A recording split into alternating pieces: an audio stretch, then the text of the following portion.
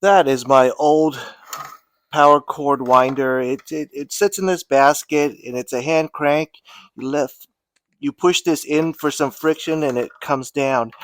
And it works okay, but I want to see if I could do better today. Let me show you some of the drawbacks. All right, so with this hand crank winder, you can see I have to push this thing in the back for some friction, and the friction pushes the wire against this wheel and it allows me to reel up my coil. But you could see what it does to the line.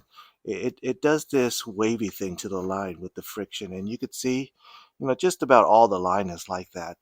uh, and sometimes uh, you know the, you got to push even harder to get the friction, because there might be some resistance in the line or something like that, or you're pulling it from a long way, that is, and it makes it a little bit harder, and you have to push this a little bit harder. But I want to see if I could upgrade the reel today.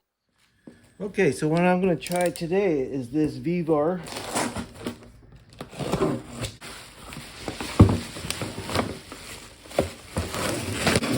retractable hose reel. You can see what it looks like. Now I got this because it's one of the most economical ones on Amazon, and we're going to try to see if it works. So basically you just pull it, it retracts itself, so I don't have to do any more hand cranking, so that's a good thing. It's a pretty compact design, so let's compare it to my old one. Okay, so my old one is around this big, and this new one mounts like that. So it's going to take up less room, so that should work out very nicely. Alright, so it's got the instruction manual and this mounting kit and some hardware to mount it up. So we're going to mount it up and give it a shot. Alright, so I got the mounting bracket in. Slide that in. Alright, so let's give this thing a test. It swivels nice, so you pull out the line, and it's kind of like your hose. You just got to give it a couple clicks and then it'll lock. And then to pull it back, you just pull it down and it goes back, okay? So I have something similar up here.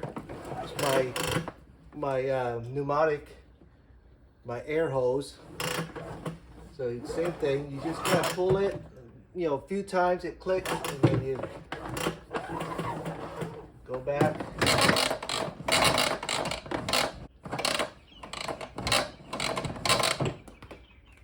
Clicks, and then give it a couple pulls for it to go back.